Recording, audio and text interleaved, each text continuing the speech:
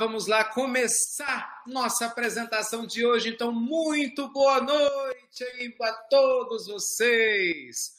Muito boa noite a cada um. Sejam todos muito bem-vindos. Muitas pessoas, todos esses anos, na realidade, né, sempre questionam muito sobre muitas coisas. Né? Claro, tem pessoas que têm desafios na área profissional, querem melhorar de emprego, de trabalho, né? Tem gente que precisa de suporte na área financeira, a grana está curta, tem outros que têm até muito dinheiro, mas não sabem como administrar. Já tem gente, por sua vez, que os problemas são na área afetiva, relacionamentos, não é assim? Dificuldades em casa, com o marido, com a esposa, com os filhos, problema com o pai, com a mãe. Muita gente com problema emocional, mas muita gente de autoaceitação, dificuldades, né, com autoestima, com motivação, pessoas depressivas, muita gente com potencial, mas gigante, mas que por um pouquinho não sai do lugar. Sabe, pela falta de um apoio, de uma estrutura, de um caminho, fica paralisado. Sabe, esses últimos anos, os últimos 2, 3 anos que o Brasil tem enfrentado uma dificuldade muito grande e faz parte do meu trabalho, né? Eu sou coach financeiro, então eu trabalho com isso. Eu ouço um monte de gente e é todo mundo questionando. Ai, meu Deus, o que é que eu faço? Eu tenho receio, eu estou com medo, não sei como é que vai ser o futuro, uma ansiedade, sabe? Uma insegurança na mente humana do que vai acontecer no futuro. Dinheiro, amor, negócios, problemas de saúde, dificuldades de relacionamento, entende? Então, gente, o que eu quero hoje para vocês, eu quero compartilhar uma forma de ajudar vocês. Aqueles, pelo menos, que desejarem, logicamente. O que eu queria começar a trabalhar com vocês?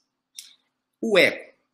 Todas as vezes que a gente fala nas nossas emoções, né, todas as vezes que a gente pensa assim no nosso ser emocional, todas as vezes que nós pensamos assim, quem sou eu, para onde eu vou, quem eu sou, todas as vezes que a gente pensa em melhorar como ser humano, nós estamos falando de como melhorar a nossa relação com o nosso, aqui embaixo, ego. E você? Você sabe o que é ego? Você já parou para pensar na importância que o seu ego tem na sua vida? Você já parou para pensar em como transcender o ego, como ele nos aprisiona, meus amigos? Como é que ele nos atrapalha? Eu queria começar a te contar um pouco sobre isso, né? Te contar um pouco sobre essas questões. Quando a gente fala no nosso emocional, todo mundo sabe, né, o que te atrapalha, não é? Tem gente que é ciumento, tem gente que é inseguro, tem pessoas que têm dificuldades financeiras porque não conseguem manter o foco no seu trabalho, tem pessoas que têm dificuldades de se manter motivadas, não é assim? Todos nós temos os nossos desafios, uns mais, outros menos. Então a pergunta que se faz é exatamente essa, né? Como é que nós vamos transcender esse ego? Como é que nós vamos conseguir vencer esse ego? Vencer nossos medos, nossos anseios. Esse é o ponto. E o que é a ansiedade? É a cabeça onde? No futuro. Não é assim? A ansiedade é você lá no futuro. É morrer de medo do que vai acontecer. Será que vai dar certo? Será que eu vou conseguir? Será que eu vou alcançar objetivos? Gente, a ansiedade ela é um terror para muita gente. Na programação neurolinguística, uma das principais coisas que a gente aprende é que a ansiedade, de uma maneira positiva, ela é um sinal excelente. Por quê? A ansiedade é a emoção das pessoas comprometidas, concorda? Por exemplo, para vocês estarem hoje aqui às 8 horas, você teve que ter um mínimo de comprometimento, não teve? Você teve que se agendar, se planejar. Nós também fizemos isso. Isso gera um mínimo de ansiedade. Mas essa ansiedade ela é natural, ela é saudável. Por quê? Porque ela nos impede de ficarmos desligados, né, daquilo que nos cabe fazer. Só que a ansiedade, no sentido pejorativo, que é esse medo do futuro, esse apego ao futuro, esse receio, né, do que pode acontecer, se as coisas vão dar certo, se elas não vão dar, e aí a gente começa a fantasiar um diálogo interno terrível. Isso nos faz muito mal. Eu tive uma aluna uma vez que ela era líder, né, de uma equipe de vendas e ela foi promovida para que ela pudesse fazer uma apresentação. E no meio dessa promoção, da apresentação dela, ela teve uma grande dificuldade. O que aconteceu? A ideia é que ela fizesse apresentação em público, né? E aí ela teve uma dificuldade em uma das apresentações e coisa e tal, mas o chefe dela falou, mas eu quero você trabalhando comigo com minha coordenadora, inclusive até de uma rede grande, né, ligada à beleza feminina. E aí, gente, ela ia ganhar quase o triplo do salário. Presta atenção. Mais ou menos assim, alguém que ganhasse, sei lá, R$ 2.500 ia ter uma promoção para 7.500. Ela ia viajar o Brasil todo, que era o que ela queria, né? Porque ela queria viajar, conhecer lugares novos e tal. E ela ia ganhar o triplo do que ela estava ganhando. Sabe o que ela fez? Ela pulou fora. Sabe o que ela fez? Ela desistiu. Sabe o que ela fez? Ela disse não para o gestor dela. Por quê? Medo de falar em público. Receio do que as pessoas iam pensar a respeito dela. Então, assim, a ansiedade dela, ela criou imagens dela, tendo insucesso, sendo criticada pelas pessoas. Ela criou imagens de si própria, fazendo coisas que nunca iam acontecer. E ela se perdeu. Quando eu a conheci, foi depois dessa situação, ela vai fazer um treinamento com a gente, já tem alguns anos, foi em Belo Horizonte, inclusive. E eu me lembro, né, dela comentando assim, Ricardo, eu não sei o que é que me dava, mas eu perdi a maior oportunidade da minha vida, por causa de quê? Ansiedade. Veja, a ansiedade dela prejudicou o bolso dela, financeiramente, prejudicou a autoestima dela, prejudicou o quê? Profissionalmente ela. Tudo que ela queria. Então, assim, veja vocês, que a ansiedade ela pode destruir uma carreira.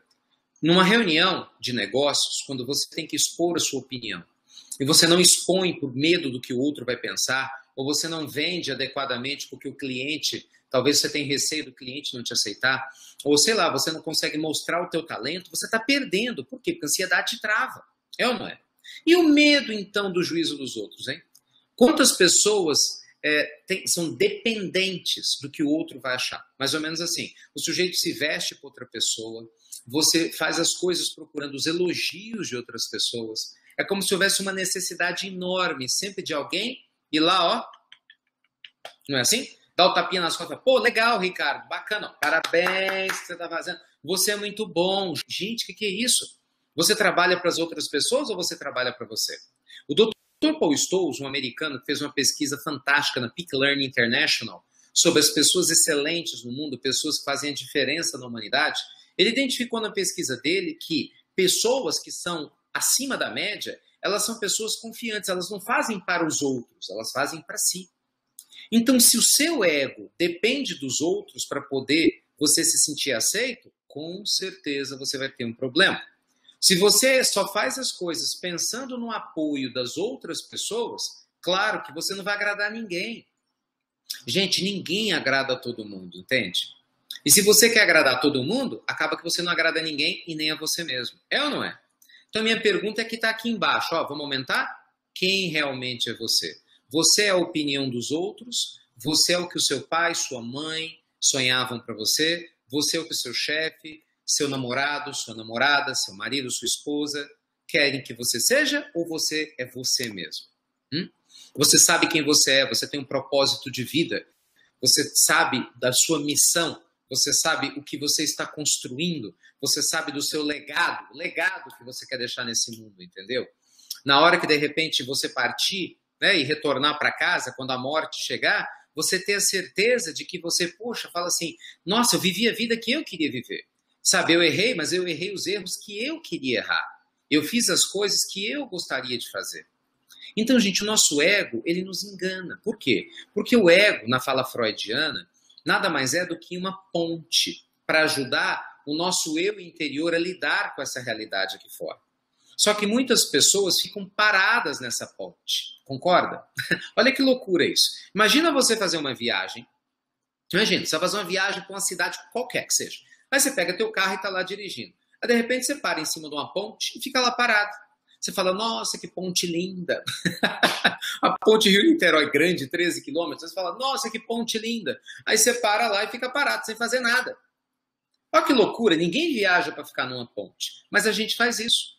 Muitas pessoas vivem numa ponte hoje em dia. Elas não vivem a vida que querem. Elas não fazem as coisas que querem. Ou pelo menos emocionalmente não vivem como desejam. Tem muita gente no mundo, meus amigos, que é dependente dos seus medos, das suas inseguranças, das suas incertezas. É ou não é? Muita gente que vive do passado, com medo, né? Lembrando, arrependido, com remorso, sabe, se comparando, quando eu era 10 anos atrás, eu devia ter feito isso, eu não fiz. A pessoa se culpa. Pior coisa de todas. Ela se culpa. Eu deveria ter ido por esse caminho e não fui. Assim, eu deveria ter me transformado e não me transformei. Gente, tomar essa consciência de que o nosso ego está nos atrapalhando é o primeiro passo que a gente tem que fazer para a gente realmente se libertar. Mas só a consciência não basta. Nós precisamos ir além. Nós precisamos transcender o ego. Nós precisamos entender como é que a nossa mente funciona. A gente precisa entender a linguagem do nosso inconsciente.